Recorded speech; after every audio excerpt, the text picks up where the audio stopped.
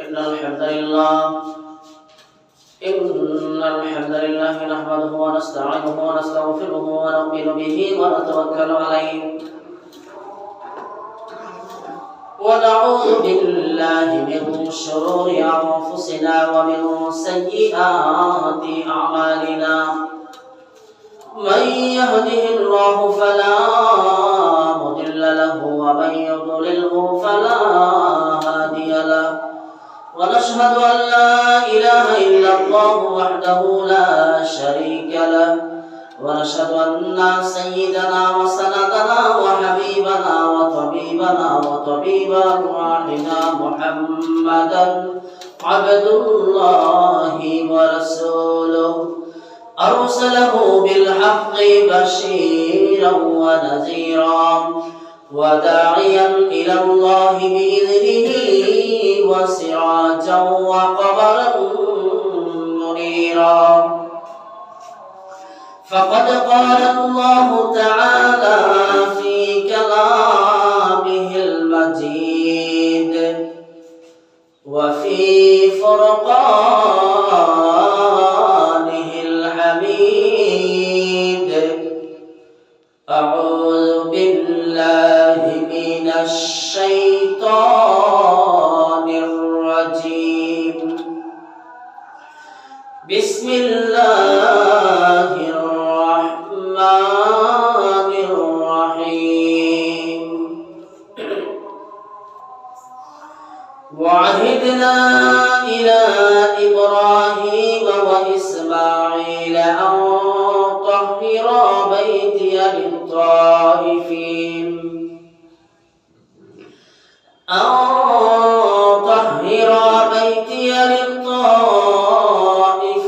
والعاكفين والركع السجود.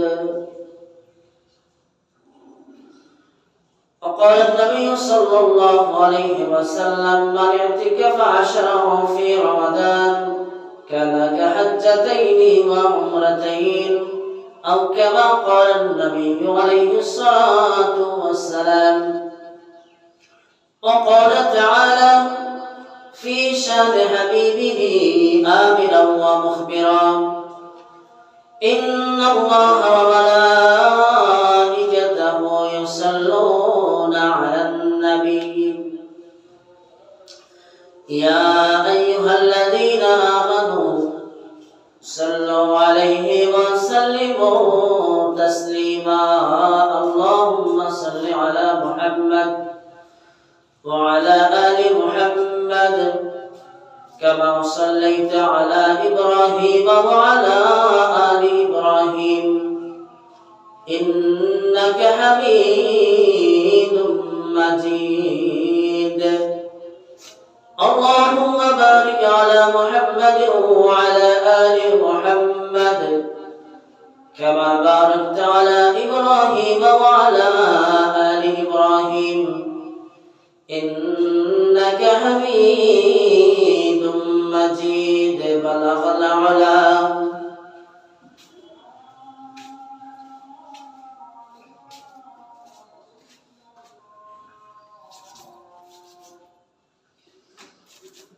بكماله كشف الدجى بجماله حسنت جميع خصاله صلوا عليه وآله بلغ العلا بكماله كشف الدجى بجماله حسنت جميع خصاله صلوا عليه. اللهم صل وسلم وبارك عليه سبحانه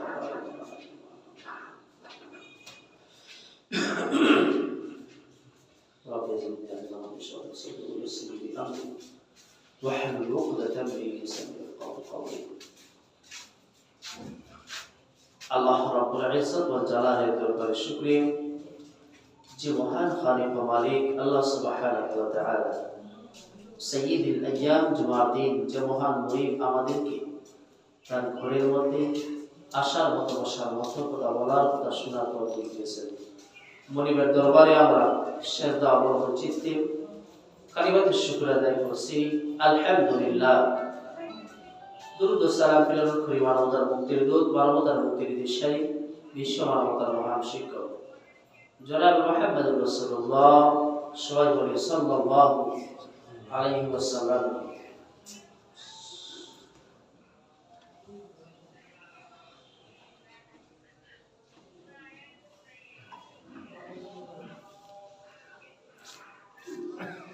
সম্মানিত হাজিরিন কিরাম,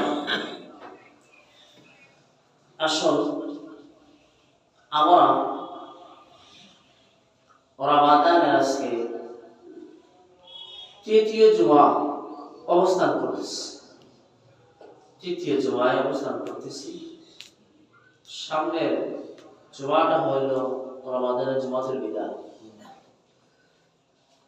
এই আজকে 20তম রমাদান অতিক্রম করতেছি। আজকে সূর্য অস্ত যাওয়ার মাত্রই শুরু হয়ে যাবে শেষ দশকের ইতিকাফের রাত শুরু হয়ে যাবে। আজকের রাতটাও ওই বেজুর একটি রাত। এই জন্য প্রথম কথা ইতিকাফ। নাম্বার 2, ইতিকাফ যার জন্য, যে জিনিসটাকে তালাশ করার জন্য ইতিকাফ করা, ওই বিষয়ে আমরা কিছু কথা বলবো। এবং আমাদের এই রাত যদি পেয়ে যাই তাহলে আমাদের করণীয় কি হবে এই রাতগুলোতে। এবার আসুন পাশাপাশি আজকে আমরা জুমার আলোচনায় বসেছি, কথা বলবো। আমরা মুসলমান, দুনিয়া বিশ্ব মুসলমান, আমরা আজকে অবাক বিস্ময়ের সাথে কষ্ট এবং ভারাক্রান্ত হৃদয় নিয়ে যে বিষয়টা আমরা দেখতেছি সেটা হইল মুসলমানদের প্রথম কিবলা বাইতুল মুকাদ্দাস, ফিলিস্তিনের পূর্ণভূমিটা দীর্ঘ 75 বছর ধরে এই পৃথিবীর মধ্যপ্রাচ্যের বিস্ফোরণ নামে খ্যাত ইসরায়েল বছরের পর বছর ধরে ফিলিস্তিনের জমিনে হত্যাযজ্ঞ চালিয়ে আসতেছে এবং যুদ্ধবিরতির মধ্যে তারা তাদের সন্ধি চুক্তি লঙ্ঘন করে অতর্কিতভাবে তারা হামলা চালিয়ে আমার অসংখ্য অগণিত ছোট্ট ছোট্ট মাসুম বাচ্চা, পুরুষ, শিশুকে তারা হত্যা করেছে। এজন্য আমরা এ বিষয়ে কিছু কথা বলবো, আমাদের করণীয় সম্পর্কে কিছু কথা বলবো। আসল প্রথম কথা হইল ইতিকাফ।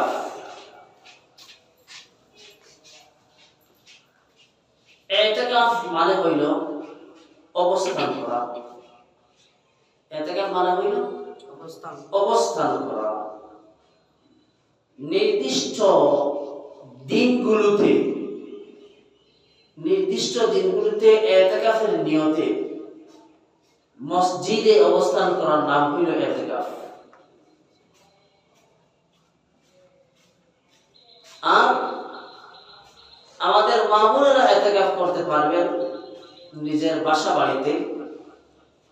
বাসা বাড়ির নির্দিষ্ট একটা রুমে তিনি অবস্থান করবেন, সেখানে ইতিকাফের জন্য বসে যাবেন এবং অপ্রয়োজনীয় দুনিয়াবী কার্যকলাপ থেকে নিজেকে বিরত রাখবেন। আমরা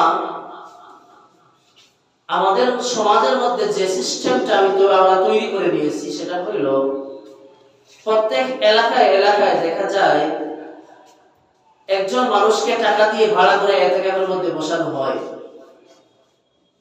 এলাকার মানুষ টাকা দেয়, পয়সা দেয়, আর ওই বেচারা বসে বসে কি করে ইতিকাফ করে। এলাকার মানুষ খাবার দেয়, খাবার খায় আর ইতিকাফ করে। এটা কার ইতিকাফ? এলাকার ইতিকাফ। এই সিস্টেম গুলো আমাদের বানানো। ইতিকাফ করবেন আপনি, ইতিকাফ করবেন রোজাদার। ইতিকাফ কেন করা হয়? আর এই ইতিকাফ কাদের জন্য? ইতিকাফ করবেন আপনি এই যে লাইলাতুল কদর আছে, ওই লাইলাতুল কদর পাওয়ার জন্য। লাইলাতুল কদর পাওয়ার জন্য আপনি নিজে করবেন ইতিকাফ।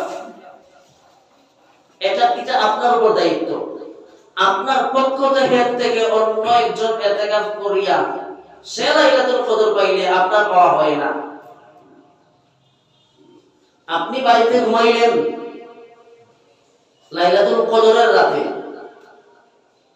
আর 20 টাকা 100 টাকা চাঁদা দিয়া মনে করছেন ওই বেচারা পাইলে আবার হয়ে গেল। এটা হয় না।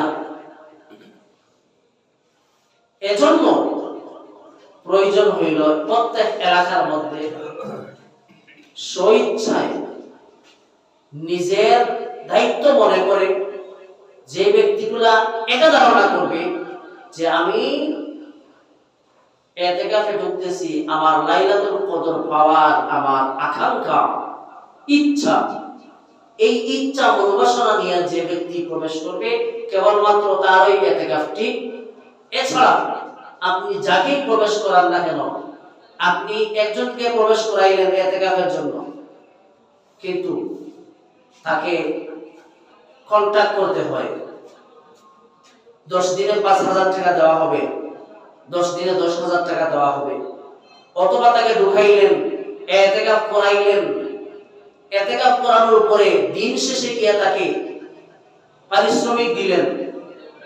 পারিশ্রমিক পাওয়ার পর ওই ব্যক্তিটা অসন্তুষ্ট হয়ে গেছে, নারাজ হয়ে গেছে, যার কারণে তার ইতিকাফ বাতিল, আপনার ইতিকাফ বাতিল, সব শেষ। কি হইল লাভ? কোনো লাভ নাই। ইসলাম এটা বাংলামি নাই। ইসলাম তার গতিতে, ইসলাম তার গতিতে চলে। এখন আমরা এগুলোকে বানাইয়া নিয়েছি আমাদের সুবিধার জন্য। 1 নাম্বার, এলাকার মানুষের সুবিধা হইল আমার দায়িত্ব মুক্ত হয়ে গেলাম, আমার দায়িত্ব দিয়ে আমি মুক্ত হয়ে গেলাম। 100 টাকা দিয়ে 200 টাকা দিয়ে তো আমার ইতিকাফ চলে। 2 নাম্বার, আরেকজন প্রবেশ করছে, তারও বুঝে এটা পথ বার হইল। কথা বল ঠিক না বেঠিক ভাই? এই বাংলামির জায়গা তো ইসলাম নাই। রাসূল সাল্লাল্লাহু আলাইহি ওয়াসাল্লাম কখনো ইতিকাফ ছাড়েন নাই, কখনো ছাড়েন নাই। 1 বছর মিস হয়েছিল, পরের বছর তিনি 20 দিন ইতিকাফ করেছেন। তাহলে ইতিকাফ করা, আল্লাহ রাব্বুল আলামিন ইতিকাফ করার, ইতিকাফকারী সম্পর্কে আল্লাহ রাব্বুল আলামিন কোরআনুল কারীমের সূরাতুল বাকারা 125 নম্বর আয়াত আল্লাহ রাব্বুল আলামিন বলেন, ওয়া আহিদনা ইলা ইব্রাহিম ওয়া ইসমাঈল আন তাহহিরা বাইতিয়া লিত-তাইফিন ওয়াল আকিফিন ওয়ার রুকআইস সুজুদ। আল্লাহ রাব্বুল আলামিন জাতির পিতা ইব্রাহিম আলাইহিস সালাম এবং তার ছেলে ইসমাঈল আলাইহিস সালামকে আল্লাহ রাব্বুল আলামিন বলেন, আমি তাদেরকে হুকুম দিলাম, আদেশ করলাম। কি আদেশ করলাম? আন তাহহিরা বাইতিয়া লিত-তাইফিন, এই যে ঘরটা আছে আমার ঘর, আমার বাইতুল্লাহকে তোমরা পরিষ্কার করো, পবিত্র করো। আমার বাইতুল্লাহকে তোমরা পবিত্র করো, পরিষ্কার পরিচ্ছন্ন করো। কাদের জন্য করবা? 1 নাম্বার হইল লিত-তাইফিন, তাওয়াফকারীদের জন্য পবিত্র করো। ওয়াল আকিফিন, ইতিকাফকারীদের জন্য পবিত্র করো। তার মানে অবস্থানকারীদের জন্য পবিত্র করো, পরিষ্কার পরিচ্ছন্ন রাখো। ওয়ার রুকআইস সুজুদ, আর যারা রুকু এবং সিজদা করবে তাদের জন্য এই মসজিদটাকে আমার ঘর থেকে তুমি পবিত্র বানাও। সুবহানাল্লাহ। তাইলে আল্লাহর ঘরে পবিত্র রাখা, ঘরকে পরিচ্ছন্ন করা, এই সমস্ত করা হয় কেন? কাদের জন্য? আল্লাহ বলেছেন 1 নাম্বার তাওয়াফকারীদের জন্য, 2 নাম্বার ইতিকাফকারীদের জন্য, 3 নাম্বার রুকুকারীদের জন্য, 4 নাম্বার সিজদাকারীদের জন্য। ইতিকাফ করে অবস্থান করা।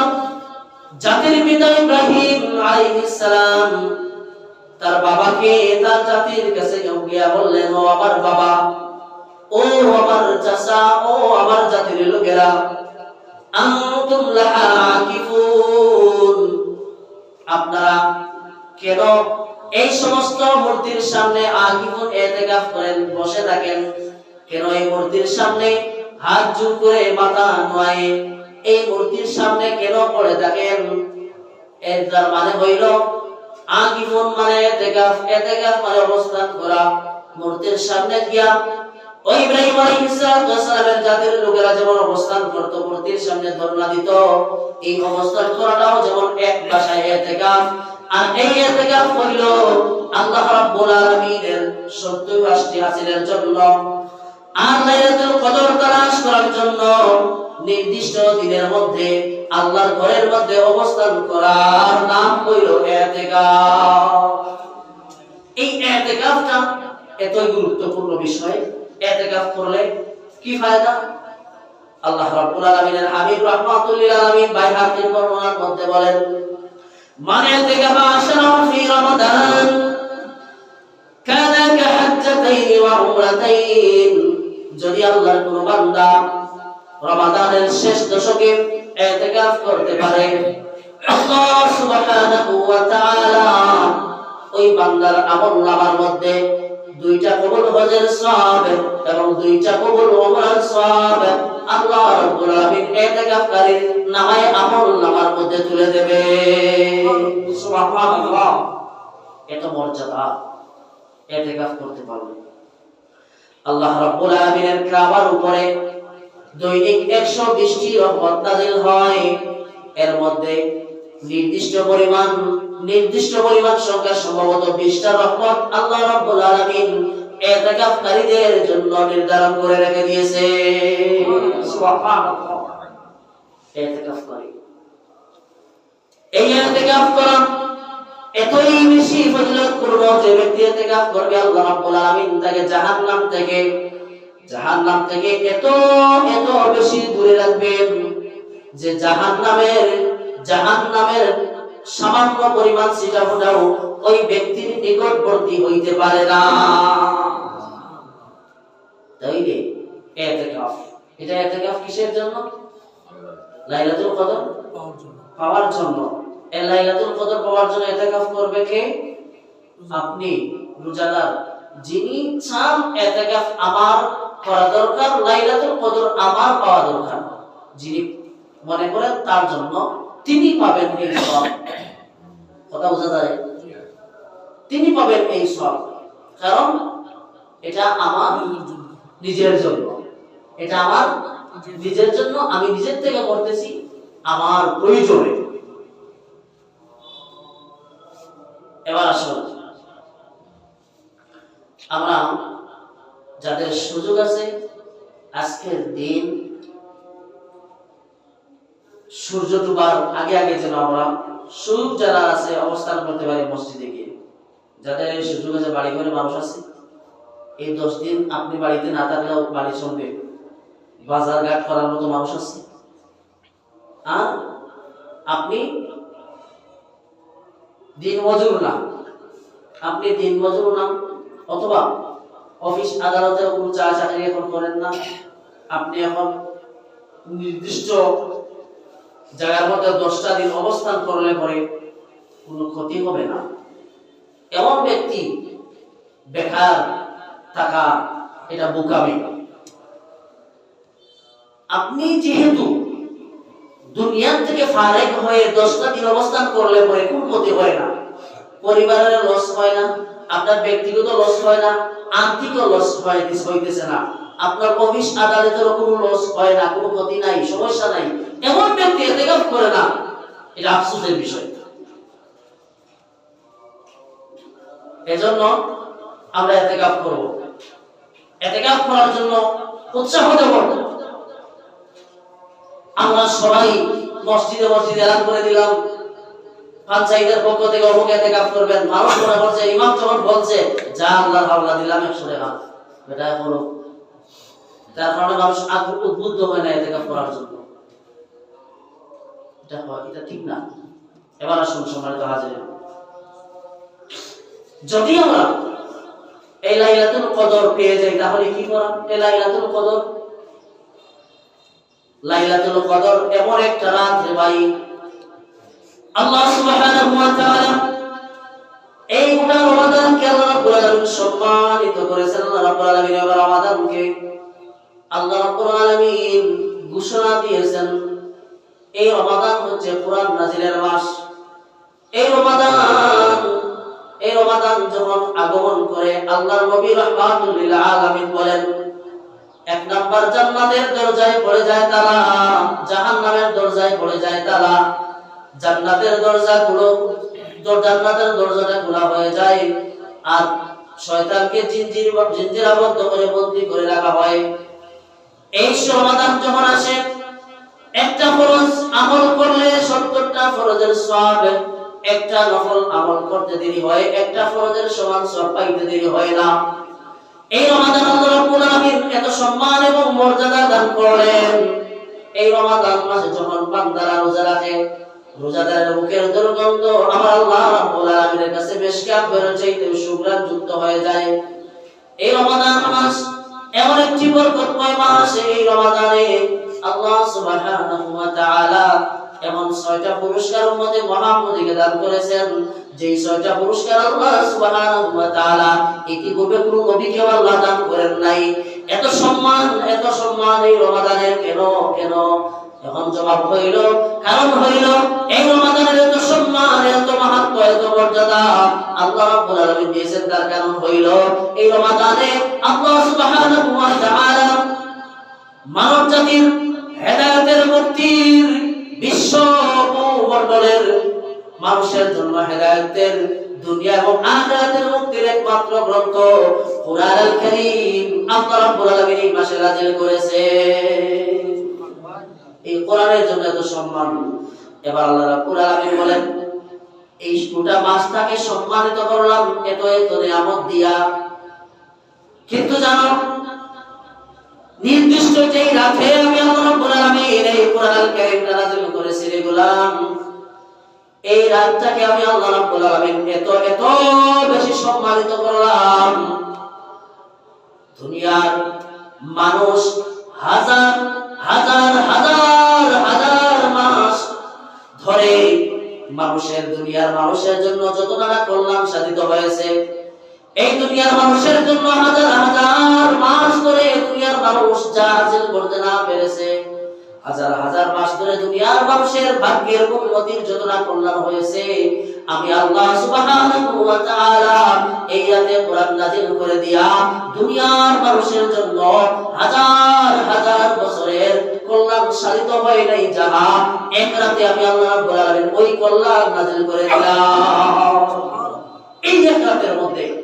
শুধু আল্লাহ রাব্বুল আলামিন বলছেন, শোনো, এই একটা রাত যদি পাও, লাইলাতুল কদর যদি পেয়ে যাও, আল্লাহ রাব্বুল আলামিন বলেন লাইলাতুল কদরি খায়রুম মিন আলফি শাহর। আল্লাহ রাব্বুল আলামিন বলেন লাইলাতুল কদর তো যেই রাতটা আল্লাহ রাব্বুল আলামিন হাজার মাসের চাইতে উত্তম রাত বানিয়ে দিয়েছেন, তার মানে হইল যে ব্যক্তি লাইলাতুল কদর পেয়ে যায়, ওই ব্যক্তি লাইলাতুল কদর যেন পাইল না, হাজার মাসে ইবাদত করার সমান সওয়াব আল্লাহ রাব্বুল আলামিন ওই বান্দার আমলনামার মধ্যে তুলে দেন। সুবহানাল্লাহ। তখন কেন হাজার শব্দ হইছে, আনফি শাহরুন, হাজার 1000 না, 1000 যদি ধরেন তাহলে 83 বছর 4 মাস, কিন্তু এখানে এক নির্দিষ্ট গণনায় এক না, বেশি অতিরিক্ত। তার মানে এই রাতের সম্মান মর্যাদা এত বেশি, বনি ইসরাইল হায়াত পায় 1000 বছর, 950 বছর 800 বছর হায়াত পায়। আল্লাহ নবী রাহমাতুল্লাহি আলাইহি বনী ইসরাঈল আবেদদের কথা বলতেছেন সাহাবীদের সামনে। এই বনী ইসরাঈল আবেদদের কথা শুনে সাহাবীরা এখন আফসোস করতেছে যে রাসূলুল্লাহ তাদের এত লম্বা হায়াত, আর এই লম্বা হায়াতে তারা এত নেক আমল করেছে, আমরা তো ছোট্ট হায়াতের মালিক, এই ছোট্ট হায়াতে আর কি আর করব? আল্লাহ নবী বললেন সাহাবীরা হতাশ হইও না, আল্লাহ রাব্বুল আলামিন আমার উম্মতকে এমন একটি রাত দিয়েছেন, ওই একটি রাত যদি আমার উম্মত পেয়ে যায় তাহলে বনী ইসরাঈলের হাজার কি, আল্লাহ রাব্বুল আলামিনের কোন বান্দা যদি লাইলাতুল কদর পেয়ে যায় তাহলে এক রাতে আল্লাহ রাব্বুল আলামিন থেকে হাজার হাজার মাসের সমান সব আল্লাহ তাআলা আমলনামায় তুলিয়ে দেন। সুবহানাল্লাহ। এই রাত আমাদের জন্য অপেক্ষমান শুরু, আমরা যেন সেই লাইলাতুল কদর তালাশের জন্য চেষ্টা করি। আর যারা মসজিদে অবস্থান করতে পারি না, আমরা যেন বাড়িতে তাহাজ্জুদের নামাজটা পড়ি। রাতের 1/3 অতিক্রম হয়ে গেছে, এবার দাঁড়িয়ে যান সাহরি রাত পর্যন্ত, আপনি তাহাজ্জুদের নামাজ পড়ুন, জিকির আজকার করুন, তেলাওয়াত করুন, আল্লাহর কাছে কাঁদেন, আপনার চোখের পানি ফেলেন। এই মাসটা তো ক্ষমার মাস, এই মাসটা তো মাগফিরাতের মাস, এই মাসটা আল্লাহ রাব্বুল আলামিন তার বান্দাকে মাফ করতেই থাকবে, করতেই থাকবে। এই মাস এত নিয়ামতে ভরপুর মাস, আর এই মাসটা, এই রাতটা যদি পেয়ে যান তাহলে মা আয়েশা সিদ্দিকা রাদিয়াল্লাহু তাআলা আনহা বলেন, ইয়া রাসূলুল্লাহ, ইয়া হাবিবাল্লাহ, ওগো আল্লাহর নবী, এই রাতটা যদি আমি পেয়ে যাই তাহলে আমার জন্য করণীয় কি? আল্লাহর নবী রাহমাতুল লিল আলামিন এবার জবাব দেন আয়েশা রে, যদি এই রাতটা পেয়ে যাও তাহলে তুমি আল্লাহর কাছে দোয়া করবা, আল্লাহুম্মা ইন্নাকা আফুউন কারীম তুহিব্বুল আফওয়া ফা'ফু আন্না, আল্লাহুম্মা ইন্নাকা আফুউন তুহিব্বুল আফওয়া ফা'ফু আন্না। আয় আল্লাহ রাব্বুল আলামিন, তুমি তো ক্ষমাশীল, তুমি তো ক্ষমাশীল। তুহিব্বুল আফওয়া, শুধু ক্ষমাশীল না রে মালিক, তুমি তো ক্ষমা করতে ভালোবাসো। ফা'ফু আন্নি বা ফা'ফু আন্না, দয়া করে আমার মতো নগণ্য গোলামকে তুমি মাফ করে দাও। এই দোয়াটা করো আল্লাহর কাছে, আল্লাহ তুমি ক্ষমাবান, তুমি ক্ষমা করতে ভালোবাসো, আল্লাহ তুমি আমাকে মাফ করে দাও। আল্লাহর কাছে দোয়া করবেন, ইয়া গাফফারাজ যুনুব ইগফির যুনুবানা, ও গুনাহ মাফ করে দাও আল্লাহ, আমার গুনাহ তুমি মাফ করে দাও। ও গুনাহ মাফ করে দাও আল্লাহ, আমার গুনাহ তুমি মাফ করে দাও। ইয়া সাত্তারাল উয়ুব ফাসতির উয়ুবানা, ও গুনাহগুলো গোপন রাখতে ওয়ালা, ও আমার গুনাহগুলি গোপন রাখতে ওয়ালা, আমার গুনাহগুলিকে তুমি গোপন রেখে দাও, আর গোপনে গোপনে আমার জীবনের গুনাহ তুমি মাফ করে দাও। গুনাহ মাফ করেন কে? আল্লাহ। আর আমাদের গুনাহগুলো ঢাকিয়ে রাখেন কে? আমরা যে গুনাহ করি, আমরা যে পরিমাণ গুনাহ করি, এই গুনাহ যদি আল্লাহ মানুষের সামনে ওপেন করে দিত তাহলে আপনার সন্তান আপনাকে বাবা বলে ডাকতো না। ঠিক কথা বলেন, ঠিক না ঠিক? আপনার সন্তান আপনাকে বাবা বলে ডাকতো না, বাবা তুমি এত পারো, এইরকম অপরাধ করো তুমি, সম্মান দিত না। আপনার স্ত্রী আপনাকে স্বামী বলে সম্মান দিত না, দুনিয়ার মানুষ আপনাকে সম্মান দিত না। কেন? আপনার গুনাহ মানুষের চোখের সামনে পরিষ্কার, এজন্য আপনাকে কেউ সম্মান করত না। কিন্তু আপনি গুনাহ করতেছেন, আপনি গুনাহ করতেছেন, গোপনে গোপনে গুনাহ করতেছেন, কত গুনাহ করতেছেন, কিন্তু আল্লাহ রাব্বুল আলামিন এই গুনাহগুলো মানুষের সামনে ওপেন করে দেয় নাই, আপনাকে বেইজ্জত করে নেই, আল্লাহ গোপনে রেখে দিয়েছে। কেন? কারণ বান্দাকে আল্লাহ ভালোবাসেন, বান্দাকে আল্লাহ ভালোবাসেন, মহব্বত করেন। কতটুকু মহব্বত করো করে আল্লাহ? আল্লাহর নবী বলেন, ইন্না লিল্লাহি মিআতু রাহমা, আল্লাহর কাছে ছিল 100 দয়া, 100টা দয়া ছিল আল্লাহর কাছে। 100 দয়াকে আল্লাহ রাব্বুল আলামিন, 100 দয়াকে আল্লাহ রাব্বুল আলামিন 99 দয়া আল্লাহ নিজের কাছে রাখলেন। একটা দয়াকে আল্লাহ ভাগ করলেন, টুকরো টুকরো করতে করতে দুনিয়ার সমস্ত মাখলুকাত, মানুষ বলেন, জিন বলেন, পশু পাখি, এই দুনিয়ার যত মাখলুকাত আছে সমস্ত প্রাণী জগতের মধ্যে আল্লাহ রাব্বুল আলামিন এক ফোঁটা রহমতকে, মায়াকে, ভালোবাসাকে ভাগ করে দিয়েছেন। এই এক ফোঁটা রহমতের ছিটা ফোঁটা পেয়ে মা তার সন্তানকে কেমন করে ভালোবাসে, জীবন দিয়ে ভালোবাসে। বাবা তার সন্তানকে কিভাবে ভালোবাসে, ভাই তার বোনকে কেমন করে ভালোবাসে। এই এক ফোঁটা সীতা ফোঁটা রহমত, দয়া, ভালোবাসা পেয়ে, এই দয়ার সামান্য পরিমাণ ভালোবাসা পেয়ে গাভী তার বাছুরকে জিহ্বা দিয়ে থাকে। এই এক ফোঁটা পরিমাণ ভালোবাসার সীতাটা পেয়ে একটা মুরগি তার বাচ্চাকে ডানার তলের মধ্যে সিকিউরিটি দেওয়ার জন্য পাগল পাড়া হয়ে যায় বিপদ দেখলে। এই হইল এক ফোঁটা সামান্য ফোঁটা ভালোবাসার নমুনা। যদি হয় এই, তাহলে পরে 99টা ভাগ মায়া যে আল্লাহর কাছে আছে, বান্দার প্রতি ওই আল্লাহর মায়া আর ভালোবাসা কতটা হতে পারে। সুবহানাল্লাহ। চিন্তা করে, আল্লাহ কত বড় দয়াবান। আল্লাহ তো মাফ করতে চান, আল্লাহ তো ডাকেন, মাইয়াস্তাগফিরুনি ফাগফিরাল্লাহ। আসলে কি কেউ গুনাহ মাফ চাও না, বাঁচা দেওয়ালাম। দুনিয়ার জমিনের মধ্যে আমার কোন বান্দা আসলে কি গুনাহ করিয়া জীবনটাকে নষ্ট করে দিয়েছো, আয় আয় বান্দা আমার কাছে আয় রে গোলাম, আমার কাছে দুটি হাত বাড়িয়ে দে, চোখের পানিটা ফেলে দে। আমি আল্লাহ রাব্বুল আলামিন তোর রব, তোকে মাফ করার জন্য তৈরি হয়ে গেলাম। আসনা মাফ চাও, চোখের পানিটা ফেলাম, দুইটা ফোঁটা জাহান্নামের আগুন নিভাইয়া দে। দুইটা ফোঁটা, এক নাম্বার হইল আল্লাহর ভয়ে যে ফোঁটা চোখের পানি পড়ে যায় নামাজের মধ্যে গভীর রাতে, ওই ফোঁটা। আর আল্লাহর দ্বীন প্রতিষ্ঠার জন্য, আল্লাহর দ্বীনকে প্রতিষ্ঠার জন্য জমিনের মধ্যে জিহাদের ময়দানে শরীরের রক্তের ফোঁটা। এই দুই ফোঁটা যদি বান্দা ফালাইতে পারে, আল্লাহ রাব্বুল আলামিন ওই বান্দার জন্য জাহান্নাম হারাম বানায়া দেন। আল্লাহ রাব্বুল আলামিন বলেন, মাইয়াসআলুনি ফাউতিয়াহা। আসলে কি দুনিয়ার জমিনের মধ্যে কোনো প্রার্থনাকারী ছাড়াওয়ালা কেউ আসলে কি দুনিয়ার জমিনের মধ্যে আয় আয় আমার কাছে চারে বান্দা, তোর যত চাওয়া আছে আমার কাছে চা, আমি আল্লাহ রাব্বুল আলামিন তোর সকল চাওয়া আমি আল্লাহ পূরণ করে দেব। আল্লাহর নবী রাহমাতুল লিল আলামিন বলেন, তোমরা আল্লাহর কাছে চাইতে কৃপণতা করো না, আল্লাহর কাছে চাইতে কৃপণতা করো না, তোমার আল্লাহর ভান্ডারে তো অভাব নাই।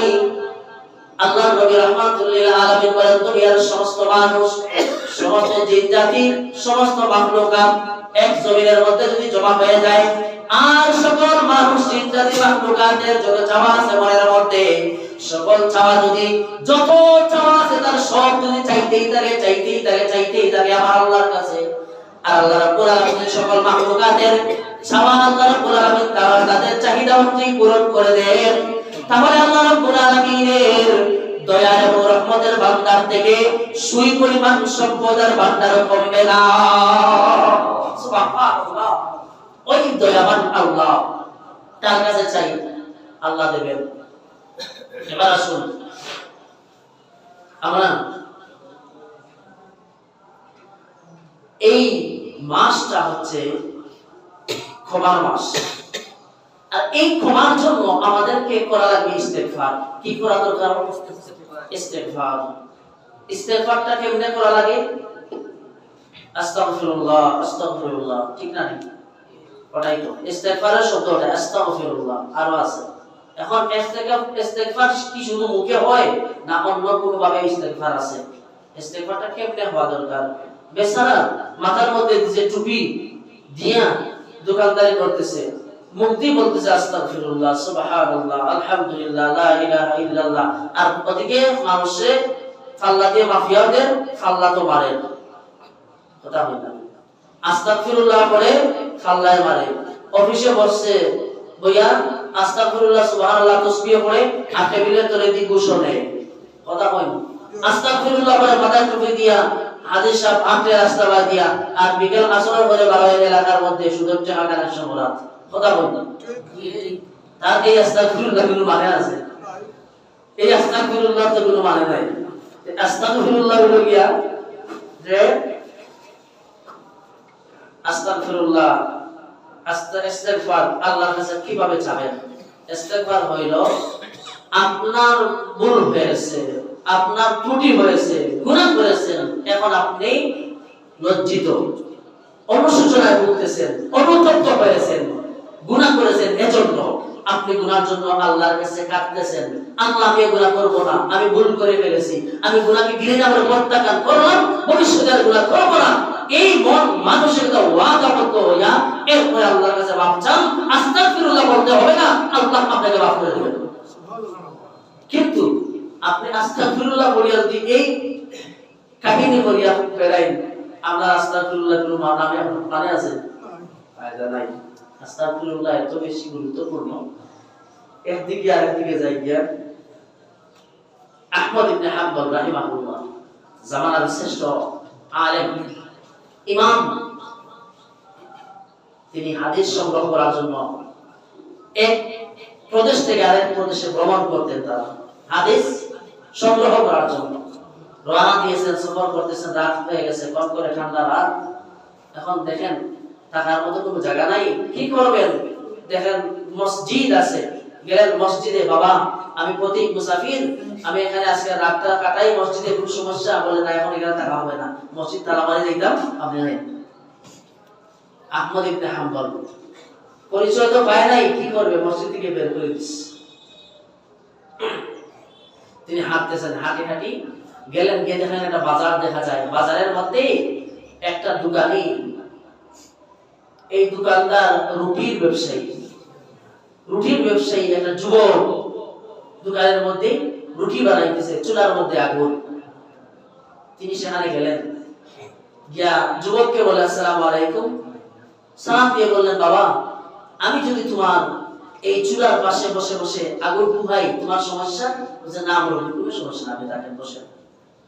আহমদ ইবনে হাম্বল রাহিমাহুল্লাহ বলতেছেন, আমি বসলাম, বসার পরে আমি লক্ষ্য করে দেখলাম এই যুবকটা এখানে আটার খামির তৈরি করা আছে, এখান থেকে এতটুকু পরিমাণ খামির আনে, হাতের মধ্যে নিয়ে এইরকম করে বলে আস্তাগফিরুল্লাহ, এখানে দেয়। আর ওই যে কি বলে রুটি, যখন আমরা বেলায় দিয়ে যখন রুটি বানাই, তখন রুটি বানানোর সময় পড়ে আস্তাগফিরুল্লাহ আস্তাগফিরুল্লাহ আস্তাগফিরুল্লাহ, চুলার মধ্যে দেয়, বলে আস্তাগফিরুল্লাহ, চুলার থেকে রুটিটা নিয়ে তার নির্দিষ্ট জায়গার মধ্যে রাখে, বলে আস্তাগফিরুল্লাহ, কাস্টমার আসে, রুটিটা দেয়, বলে আস্তাগফিরুল্লাহ, টাকাটা দেয়, কেসের মধ্যে টাকা রাখে, বলে আস্তাগফিরুল্লাহ। আহমদ ইবনে হাম্বল রাহিমাহুল্লাহ আশ্চর্য হয়ে গেলেন, আমি হইলাম জামানার ইমাম, আর আমার এইরকম আস্তাগফিরুল্লাহ, আল্লাহর ইস্তিগফার করার মতো অভ্যাস আমার নাই। কিন্তু এই যুবকটা কত বড় আল্লাহর ওলি, এত বড় আলেম হইল কেমনে? এতবার আস্তাগফিরুল্লাহ পড়তেছে তো পড়তেছে, পড়তেছে তো পড়তেছে, কারণটা কি বুঝতে পারলাম না, আশ্চর্য হয়ে গেছে। তিনি আহমদ ইবনে হাম্বল রাহিমাহুল্লাহ প্রশ্ন করলেন, বাবা যুবক, এই যে তুমি বারবার আস্তাগফিরুল্লাহ আস্তাগফিরুল্লাহ পড়তেছো, এটা কেন, কারণ কি? বলতেছে, হুজুর আপনাকে তো চিনি নাই, শুনেন, এই আস্তাগফিরুল্লাহর বদৌলতে আল্লাহ রাব্বুল আলামিন আমি উঠতে বইতে চলতে ফিরতে সদা সর্বদা সব সময় ইস্তিগফার করি, ইস্তিগফারের আমল করি, যার জন্য আল্লাহ রাব্বুল আলামিন আমাকে মুস্তাজাবুদ দাওয়া বানিয়ে দিয়েছেন। সুবহানাল্লাহ। মুস্তাজাবুদ দাওয়া বুঝেন? দোয়া করতে দেরি হয়, কবুল হইতে দেরি হয় না। সমস্ত নবীদেরকে আল্লাহ রাব্বুল আলামিন একটা একটা দোয়া দিয়েছিলেন, মুস্তাজাবুদ দাওয়া যেটা দিয়েছিলেন, নবীরা দোয়া করতে দেরি, কবুল হইতে দেরি হয় নাই। আপনার আমার নবীকে আল্লাহ রাব্বুল আলামিন ওইরকম একটা দোয়া দিয়েছেন। আল্লাহর নবী রাহমাতুল লিল আলামিন এই দুনিয়ার জমিনের মধ্যে এসে তায়েফের ময়দানে মার খেয়েছেন, রক্ত ঝরিয়েছেন, উহুদের ময়দানে দান দান মোবারক শহীদ হয়ে গেছে বিশ্বনবী রাহমাতুল লিল আলামিনের, কিন্তু এই দোয়াটা করেন নাই, কষ্ট করে দুনিয়া থেকে বিদায় নিয়েছেন। দোয়া বাকি আছে, হাসরের ময়দানে আপনি আমি উম্মতরা বিপদে পড়তে দেরি হবে, আল্লাহর নবী রাহমাতুল লিল আলামিন ওই দোয়া করতে দেরি হবে না। সুবহানাল্লাহ। সম্মানিত হাজিরিন, এবার আসুন, এখন তিনি চিন্তা করলেন, এই যুবক মুস্তাজাবুদ দাওয়া দোয়া করলেই দোয়া কবুল হয়ে যায়, আশ্চর্যের বিষয়। এবার বলতেছে যুবক, যে মুরব্বী, আমি জীবনে যত দোয়া করেছি সব দোয়া আল্লাহ রাব্বুল আলামিন আমার দোয়া কবুল করে নিয়েছেন, একটা দোয়া বাদে এখনো একটা দোয়া আমার কবুল হয় নাই। আশ্চর্য হয়ে গেলেন আহমদ ইবনে হাম্বল। মুস্তাজাবুদ দাওয়া, অথচ দোয়া কবুল হয় নাই, এটা কেমন করে হয়? এবার বললেন আহমদ ইবনে হাম্বল, বাবা বলো তো দেখি তোমার কোন দোয়া, যেই দোয়াটা তোমার কবুল হয় নাই? এবার আহমদ ইবনে হাম্বল এর প্রতিউত্তরে যুবক বলতেছে, হুজুর আমি আমার সকল দোয়াই করেছি, আল্লাহ রাব্বুল আলামিন আমার দোয়াগুলো কবুল করে নিয়েছেন, কিন্তু আল্লাহর কাছে আমি দোয়া করেছি যেই জামানার সর্বশ্রেষ্ঠ আলেম, এই জামানার ইমাম আহমদ ইবনে হাম্বলকে আল্লাহ না দেখাইয়া আমাকে মৃত্যু দিও না, এই একটা দোয়া করেছিলাম আমি। এই দোয়াটা আমার কবুল হয় নাই এখনো পর্যন্ত। আহমদ ইবনে হাম্বল রাহিমাহুল্লাহ চিৎকার দিয়ে বলেন, ও যুবক, তোর এই দোয়াটাও বিফলে যায় নাই, আল্লাহ রাব্বুল আলামিন তোর দোয়াটাও কবুল করে নিয়েছেন। আমি সেই আহমদ ইবনে হাম্বল তোর দুয়ারে এসে পৌঁছে গেছি। সুবহানাল্লাহ, তোর দুয়ারে এসে আমি পৌঁছে গেছি। আল্লাহ তোকে আমাকে তোর দুয়ারে পাঠিয়েছেন, কেন? তোর দোয়া তো আল্লাহ কবুল করে নিয়েছেন। সুবহানাল্লাহ, এই ইস্তিগফার কত বড় আমল। এবার আল্লাহ রাব্বুল আলামিন বলতেছেন এই ইস্তিগফার সম্পর্কে। আল্লাহ রাব্বুল আলামিন বলছেন, ফাকুল তাস্তাগফিরু রাব্বাকুম, অতঃপর তুমি তোমার রবের কাছে ইস্তিগফার করো, তুমি তোমার রবের কাছে ইস্তিগফার করো। ইন্নাহু কানা গাফফারা, যদি তুমি ইস্তিগফার করতে পারো, শোনো শোনো, তোমার যে রবের কাছে তুমি ইস্তিগফার করবা, তোমার ওই রব বড়ই দয়াবান, ক্ষমাশীল। ইস্তিগফার করলে লাভ আছে না নাই? ইস্তিগফার করলে কি লাভ আছে? আল্লাহ রাব্বুল আলামিন এবার বলতেছেন সূরা নূহ আয়াত নাম্বার 11, আল্লাহ বলছেন ইস্তিগফার যদি করতে পারো, ইউরসিলিস সামাআ আলাইকুম মিদরারা, যদি ইস্তিগফার করতে পারো দুনিয়ার মানুষেরা, শোনো শোনো, আল্লাহ রাব্বুল আলামিন তোমাদের উপর সন্তুষ্ট হইয়া আকাশ থেকে বৃষ্টি তোমাদের জন্য নাযিল করে দেবে। আকাশ থেকে বৃষ্টি নাযিল করেন কে? আল্লাহ। যদি বৃষ্টি বন্ধ করে, বৃষ্টি নাযিল করার ক্ষমতা কেউ আছে? আল্লাহ বৃষ্টি নাযিল করবেন ইস্তিগফার করলে। শুধু তাই না, যদি ইস্তিগফার করতে পারো, আল্লাহ বলেন ওয়ায়ুমদিদকুম বিআমওয়ালিন ওয়া বানিন, আল্লাহ রাব্বুল আলামিন তোমাদেরকে সম্পদ এবং সন্তান দিয়ে সাহায্য করবেন ইস্তিগফার করলে। ওয়ায়াজআল লাকুম জান্নাতিন ওয়ায়াজআল লাকুম আনহারা, যদি ইস্তিগফার করতে পারো, আল্লাহ রাব্বুল আলামিন তোমাদের জন্য বাগান সৃষ্টি করবেন, আর নদী নালা প্রবাহিত করে দিয়া আল্লাহ রাব্বুল আলামিন তোমাদের সাহায্য করবে। এই যে নদী কে আছে বাংলাদেশের আছে, নদীগুলা কই কাটে? কোন গভর্নমেন্ট কাটছে? নদীগুলা কেউ কাটে নাই, আল্লাহ তৈরি করে দিয়েছে। নদীগুলা ডাইরেক্ট বরাবর সোজা, কোন সোজা নেই না, সোজা না, নদীগুলা আঁকা বাঁকা কেন হইছে? আল্লাহর কোরআন বলছে নদীগুলাকে প্রবাহিত করে দিয়েছি আমি, আঁকা বাঁকা করে করে তোর দরজায় পৌঁছাইয়া দিয়েছি, যাতে পানির জন্য তুই কাতরাস না, পানির জন্য যত ফসল নষ্ট না হয়, এজন্য আমি আল্লাহ আঁকা বাঁকা করে দিয়া বান্দা তোর দরজায় দিয়ে আমি পানি পৌঁছাইয়া দিয়েছি। সুবহানাল্লাহ। এখন আল্লাহ বলছেন এই যে পানি দিলাম কেন দিছি? তোর যাতে জীবিকা এই জমি থেকে উপকৃত হয়, ফসল ফলাইতে পারো, জীবিকার জন্য আমি দিলাম পানি। আকাশ থেকে বৃষ্টি নাযিল করলাম কেন? ওয়া আনজালা মিনাস সামাই মাআন ফাআখরাজা বিহি মিনাস সামারাত, যাতে করে এই জমি থেকে তোর জন্য খাদ্যগুলো উৎপন্ন হয়, এই জমি থেকে এই জন্য পানি নাযিল করলাম। এবার আল্লাহ রাব্বুল আলামিন বলছেন, বান্দারা পানি পাওয়ার পরে, বৃষ্টি পাওয়ার পরে শুকরিয়া আদায় করো আমি আল্লাহর, আর যদি শুকরিয়া আদায় না করো তাহলে শোনো, আমার আল্লাহ রাব্বুল আলামিন বলছেন এই দুনিয়ার জমির মধ্যে সাগরের পানি, নদী নালার পানি, খাল বিলের পানি, টিউবওয়েলের পানি, যত পানি আছে আমি আল্লাহ রাব্বুল আলামিন যদি সকল পানি শুকিয়ে দেই, তাহলে বলো তো দেখি এই শুকনা জমিনের মধ্যে আবার পানির প্রবাহ কে দিতে পারে? আর কেউ আছে? তাহলে এই পানি আল্লাহ রাব্বুল আলামিন নাযিল করবেন, সম্পদ দিবেন, সন্তান দিবেন, বাগান তৈরি করে দেবেন। কেন? কি করলে? ইস্তিগফার করলে। এবার আসুন সম্মানিত হাজির, আমরা আজকে এই জুমায় এক নম্বরে ইতিকাফ করা রোজাদার কেন করবে? লাইলাতুল কদর তালাশের জন্য।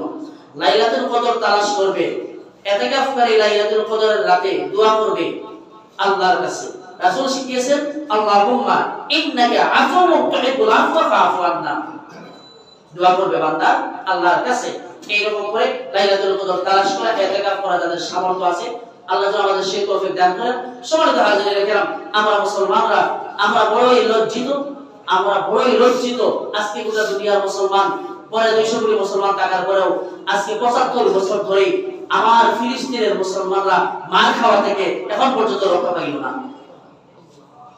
আজকে 75 বছর পর্যন্ত ফিলিস্তিনের ভূখণ্ডে মুসলমানদেরকে তাদের জমিনের মধ্যে জবরদখল করে বসে থাকা এই পৃথিবীর মধ্যপ্রাচ্যের 20 গুণা জারাদ সন্তান এই ইহুদিগুলা তাদের জমিন দখল করে তাদেরকে এই জমিন থেকে উৎখাত করার জন্য বছরের পর বছর ধরে এই জমিনের মধ্যে তারা বোমা হামলা করে আমার মানুষকে তারা হত্যা করে গণহত্যা তারা চালিয়ে আসতেছে বছরের পর বছর ধরে। ঠিক না বেঠিক ভাই? এখন দেখেন এই দুনিয়ার জমিনে মুসলমান কি কম? দুনিয়ার জমিনে 57টা রাষ্ট্র আছে, মুসলিম বিশ্বের 57টা রাষ্ট্র ওয়াইসির সদস্য। 57টা রাষ্ট্র প্রভাবশালী রাষ্ট্রগুলো আছে মুসলিম বিশ্বে। এত সংখ্যক মুসলমান রাষ্ট্র থাকার পরেও, এত পাওয়ার, এত ক্ষমতা, প্রভাব, প্রতিপত্তি থাকার পরেও সামান্য কয়েকটা গোটা হাতে গোনা কয়েকটা ইহুদি যারা অবৈধ জবরদখলকারী, তাদের মার থেকে আমার মুসলমানদেরকে রক্ষা করতে পারতেছে না। এর চাইতে লজ্জা আর মুসলমানদের জন্য কিচ্ছু হতে পারে না। সবাই তো হাজির আসুন দেখেন, মক্কা বিজয় হয়েছিল, আল্লাহ নবী রাহমাতুল লিল আলামিন কাফেরদের সাথে চুক্তি করেছেন, চুক্তি ভঙ্গ করেছে। চুক্তি ভঙ্গ করতে দেরি হয়েছে, আল্লাহ রাব্বুল আলামিন মুসলমানদেরকে মক্কা বিজয় করে দিতে দেরি হয় নাই। এই ইহুদি, এই জারজগুলা মুসলমানদের সাথে ফিলিস্তিনের সাথে যুদ্ধবিরতি হয়েছে। যুদ্ধবিরতি হওয়ার পরেও তারা যুদ্ধবিরতি ভঙ্গ করিয়া তারা মুসলমানদের উপর আক্রমণ করিয়া ছোট্ট ছোট্ট মাসুম বাচ্চাগুলোকে হত্যা করেছে। কুলের শিশু, দুধের শিশু। আপনার সন্তানকে যদি একটা কেউ থাপ্পড় মারে, আপনার কলিজার মধ্যে কম্পন সৃষ্টি হয়ে যায়। আর এই ফিলিস্তিনের ভূখণ্ডের মধ্যে বছরের পর বছর ধরে কলিজার টুকরা সন্তানগুলা চোখের সামনে বোমার আঘাতে কত বিক্ষত হইয়া দুনিয়া থেকে বিদায় নেই। এই মাগুলাকে আপনি কি বলে সান্ত্বনা দেবেন? মায়ের কোলে শিশু, মায়ের কোলে ঘুমিয়ে আছে শিশু, ওই শিশুর বুক ঝাঁঝরা করে দেয় ইহুদিদের নিক্ষিপ্ত বোমা এবং গুলির আঘাতে। বাবার প্রথম কন্যা সন্তান, কলিজার টুকরা সন্তান, বাবার রাজকন্যা, ওই সন্তানটা যখন বাবার চোখের সামনে এই দুনিয়া থেকে বিদায় নেই কাফেরদের নিক্ষিপ্ত বাবার আঘাতে, তাহলে ওই বাবার কলিজায় কতটুকু যন্ত্রণার কষ্ট রাখতে পারে আপনি চিন্তা করছেন? এইরকম করিয়া তারা যত মানুষ হত্যা করেছে ফিলিস্তিনের যুগে, এর মধ্যে 70% হচ্ছে শিশু। 70% শিশু তারা এই জমিনের মধ্যে হত্যা করেছে। সম্মানিত ভাইরা আমার, এই জমিনের মধ্যে মুসলমানরা মার খাওয়া, নির্যাতিত, নিপীড়িত জাতিতে পরিণত হয়েছে। তার অন্যতম কারণ হইল মুসলমানরা তাদের মূল বুনিয়াদ থেকে তারা সরে গিয়েছে। মুসলমান হচ্ছে জাসাদুল ওয়াহিদ, মুসলমান হচ্ছে একটা দেহের মতো।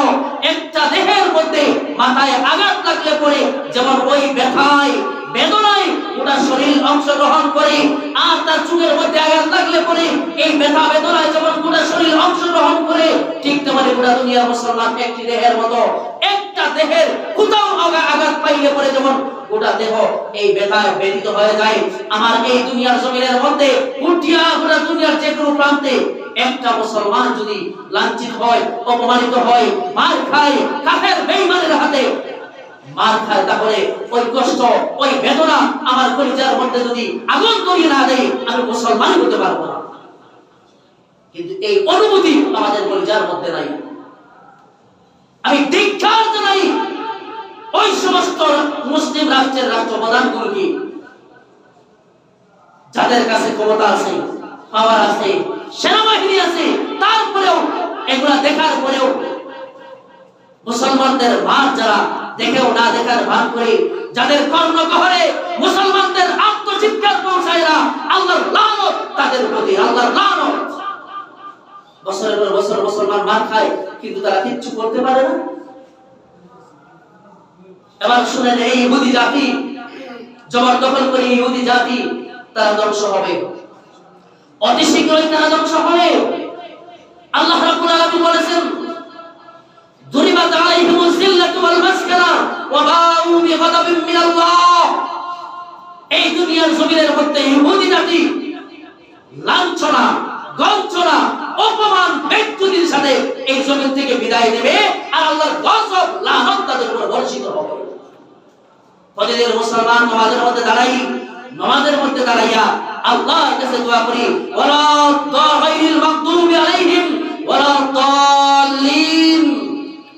সমস্ত মুফাসসিরিনে কেরাম একমত, মাগদুব হইল ইহুদি জাতি আর দাল্লিন হইল পথভ্রষ্ট খ্রিস্টান জাতি। এই দুই জাতির জন্য বদদুয়া মুসলমান প্রতি 5 ওয়াক্ত নামাজের মধ্যে করে। এজন্য ইহুদি এই জারদ সন্তানগুলা তাদের পতনের দিনক্ষণ গড়াইয়া আসছে। আমার মুজাদার মুসলমানের উপর অত্যাচার করেছে, হত্যা করেছে, শিশুদেরকে হত্যা করেছে, বছরের পর বছর ধরে তাদের পতনের ঘন্টা বেজে গেছে। অতি শীঘ্রই তাদের পতন হবে ইনশাআল্লাহ। সবার কথা জানেন, আমাদের দায়িত্ব আছে না নাই? ইমানদার মুসলমান হিসেবে আছে না নাই? আমরা পারবো না ফিলিস্তিনের ভূমিতে গিয়ে যুদ্ধ করতে, হয়তো পারবো না, কিন্তু তাদের জন্য প্রতিবাদ, তাদের জন্য প্রতিরোধ, তাদের উপকার হয় এমন কাজ আমরা সামান্য হলেও করতে পারবো কিনা ভাই? 1 নাম্বার, ইসরায়েলি সকল পণ্য বয়কট করা। ইসরায়েলি সকল পণ্য বয়কট করা এবং এই ফিলিস্তিনের পক্ষে, প্যালেস্টাইনের পক্ষে ইসরায়েলের বিরুদ্ধে আপনার প্রতিরোধ, প্রতিবাদ সমাবেশ গড়ে তোলা, রাজপথের মধ্যে বিশ্ব আন্তর্জাতিক মিডিয়াকে তা দেখিয়ে দেওয়া। পুরো দুনিয়ার মুসলমান যদি গর্জে উঠতে পারতো, তাহলে এই আমেরিকা আর ইসরায়েলের বাবারও ক্ষমতা হইতো না আমার ফিলিস্তিনের বুকে একটা বাবা নিক্ষেপ করা। কিন্তু ওই প্রতিবাদ, প্রতিরোধ আমরা দেখাতে পারি নাই, তৈরি করতে পারি নাই ভাই। এবার আসুন আমরা যেন ওই কাজটা করতে পারি যতটুকু আমাদের সাধ্যে কুলায়। নাম্বার 2, আমরা যেন আমাদের চোখের পানি দিয়ে আমরা তাদের জন্য দোয়া করি। চোখের পানি দিয়ে আমরা তাদের জন্য দোয়া করব ভাই। এই রোজার মাসে, রোজা অবস্থায় রোজাদার ব্যক্তি যদি চোখের পানি দিয়ে আল্লাহর কাছে দোয়া করে, আল্লাহ দোয়া কবুল করে দেবেন। দেখেন নাই ফিলিস্তিনের মায়েরা, ফিলিস্তিনের বোনেরা, ফিলিস্তিনের বাবারা চোখের সামনে পরিচালনা সন্তানরা মারা যায়, তাদের ঈমানটা কত বেশি, কেমন ঈমান তাদের, আল্লাহু আকবার, কেমন ঈমান তাদের। সন্তান মারা গেছে, তারপরেও তার ঈমানের তেজ, ঈমানের পাওয়ার কমে নাই, ঈমানের পাওয়ার কমে নাই। সন্তানগুলোকে যেন ওই শাহাদাতের মিছিলে তারা দলে তারা শামিল করে দিয়ে বিদায় দিয়া তারা আবার নতুন করে শাহাদাতের মিছিলে শামিল হওয়ার জন্য রাজপথে আবার বেরিয়ে পড়ে। এরপরেও তারা ওই কুখ্যাত সন্ত্রাসী ইহুদের সামনে মাথা নত করে নাই। বোমার সামনে মোকাবেলা করে ছোট্ট বাচ্চারা হাতের পাথর দিয়া তারা বোমার মোকাবেলা করতেছে। তার ঈমান কত বেশি চিন্তা করছেন একবার? এজন্য এই ফিলিস্তিনের বুকে এই যে মসজিদের মাইকের মধ্যে আযান হইল, আযানের মধ্যে যেমন কান্নার আওয়াজ ভেসে উঠেছিল, এই কান্নার আওয়াজটাই বলে দেয় ইহুদি এই ইসরায়েলের জারদ সন্তানগুলোর পতন নিকট করবে ইনশাআল্লাহ। আল্লাহ রাব্বুল আলামিন আমাদেরকে সাহায্য করুন, ফিলিস্তিনের ভাই বোনদেরকে সাহায্য করুন। পাশাপাশি পার্শ্ববর্তী রাষ্ট্র ওই কসাই মুদির দেশ ভারতের মধ্যে আজকে মুসলমানদেরকে মারা হইতেছে, মুসলমানদের বাড়িঘর উৎখাত করা হয়, মুসলমানদের মসজিদ বুলডোজার ভেঙে ভেঙে মুসলমানদের মসজিদ ভেঙে দেয়। আর তখনতে বাংলাদেশের মধ্যে সংখ্যালঘু নির্যাতন হইতেছে। সারা মৃত্যুকের মৃত্যু। আমার মুসলমানরা নিরাপদে ইফতার করতে পারে না, একটা গরু জবাই করতে পারে না, মানুষ জবাই করে দেয়। মসজিদের মধ্যে নামাজ পড়বে কি, মসজিদটাই ভেঙে দিয়েছে। 144 দ্বারা জারি হয়েছে 2-1টা প্রদেশের মধ্যে, আর একটা রাজ্যের মধ্যে নামটা ভুলে গেলাম।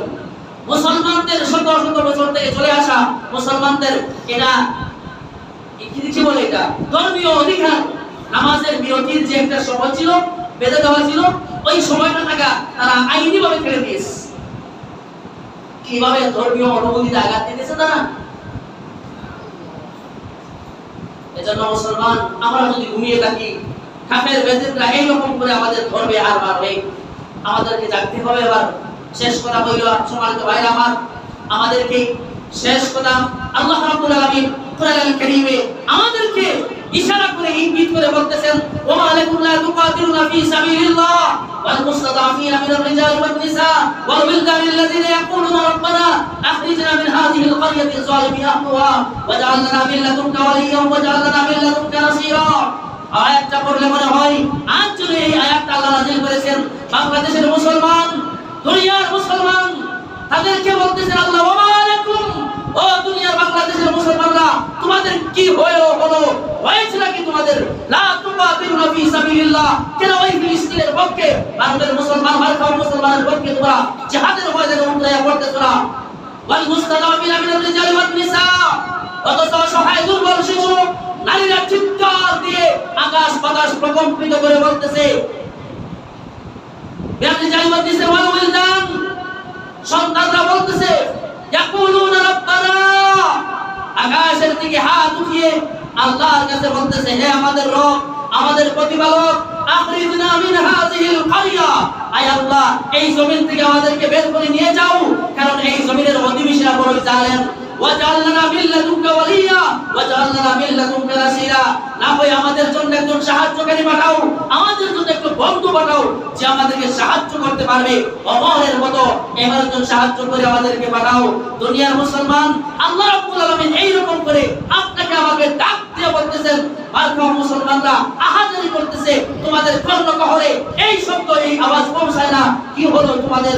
আমরা যখন আমাদের অধিকারের জন্য মুসলমানরা নির্যাতিত হয়, প্রতিবাদে যখন আমরা রাজপথের মধ্যে নেমে যাই, তখন ওই ইহুদিদের দালাল পশ্চিমা মিডিয়া এবং পশ্চিমারা আমাদেরকে জঙ্গিবাদের তকমা দেয়। জিহাদের কথা বললে জঙ্গিবাদের তকমা দিয়ে আমাদের আওয়াজকে স্তব্ধ করে দেওয়ার জন্য তারা চেষ্টা চালায়। ঠিক তেমনি আমাদেরকে বুঝতে হবে ভাই, এই দুনিয়ায় আমাদের বন্ধু কেউ নাই, আমাদের বন্ধু কেউ নাই, আমাদের বন্ধু হচ্ছেন আমার আল্লাহ রাব্বুল আলামিন। আল্লাহর উপর ভরসা করিয়া এই জমিনে আল্লাহর জমিনে আল্লাহর দ্বীন প্রতিষ্ঠার জন্য, মুসলমানদেরকে রক্ষার জন্য আমাদেরকে ময়দানে নামতেই হবে, আর সবাইকে বলার সুযোগ নাই। এজন্য আসুন সম্মানিত ভাইরা আমার, জিহাদ এই শব্দটাকে ধ্বংস করে দিয়েছে তারা। এই বাংলার জমিনে পশ্চিমাদের দালাল, ভারতের দালালরা সংসদের মধ্যে বলেছিল জিহাদ একটা সন্ত্রাসবাদ শব্দ, জিহাদ একটা মৌলবাদী শব্দ, এই রকম করিয়ে তারা দুনিয়ার মুসলমানের সামনে জিহাদকে তারা সন্ত্রাসের সাথে মিশিয়ে ফেলেছিল। আজ বুঝতে হবে জিহাদ মানে সন্ত্রাসবাদ নয়, জিহাদ মানে জঙ্গিবাদ নয়, যেখানেই অন্যায় অত্যাচার, মানবতা লুণ্ঠিত হবে, মানবতা লাঞ্ছিত হবে, সেখানে জিহাদ চলে গেছে। জিহাদ সেখানেই গেছে, মুসলমানরা গিয়েছে সেখানে ইনসাফ প্রতিষ্ঠা করেছে, মুসলমান অধিকার রক্ষা করেছে। এটা হচ্ছে জিহাদ। জিহাদ মানে হইল যেখানে ন্যায় বিচার নাই সেখানে ন্যায় বিচার প্রতিষ্ঠা করা, যেখানে মানবতা লুণ্ঠিত হয় সেখানে মানবতা প্রতিষ্ঠা করা, যেখানে মানুষ মার খায় মানুষকে সেখানে উদ্ধার করা, এটা হচ্ছে জিহাদের কাজ। এজন্য জিহাদের প্রেরণায় উদ্দীপিত হওয়া, আমাদের সন্তানদেরকে জিহাদ সম্পর্কে সঠিক ধারণা তাদের মাইন্ডের মধ্যে সেট আপ করে দেওয়া, আমাদের বাংলাদেশের শিক্ষাঙ্গন বিদ্যালয়গুলোতে এই সম্পর্কে জিহাদ, কোরআন এবং সুন্নাহ ভিত্তিক নৈতিক শিক্ষা বাধ্যতামূলক করে দিতেই হবে এই জমিনের মধ্যে। তা না হলে আমার দেশের ফিউচার, এই ফিউচার জেনারেশন যারা আছে তারা এই দিন থেকে অনেক দূরে চলে যাবে। আল্লাহ রাব্বুল আলামিন আমাদেরকে এই বিষয়গুলা সামনে রাখার এবং চিন্তা করার, পদক্ষেপ নেওয়ার আল্লাহ তৌফিক দান করেন। আমিন। ওয়া আখিরু দাওয়ানা আলহামদুলিল্লাহি রাব্বিল আলামিন। সাল্লাল্লাহু আলা সাইয়্যিদিনা মুহাম্মদ ওয়া আলা আলিহি ওয়া আসহাবিহি ওয়া সাল্লাম। আস্তাগফিরুল্লাহ, ইন্নাল্লাহা গাফুরুর রহিম। সম্মানিত হাজিরিন, ফিতরা সম্পর্কে প্রশ্ন করা হয়েছে। ফিতরা সম্পর্কে বিস্তারিত আলোচনা আমি আগামী শুক্রবার হয়তো সুযোগ পাইলে করব ইনশাআল্লাহ। আর এইবারের ফিতরাটা আমাদের সর্বনিম্ন 110 টাকা।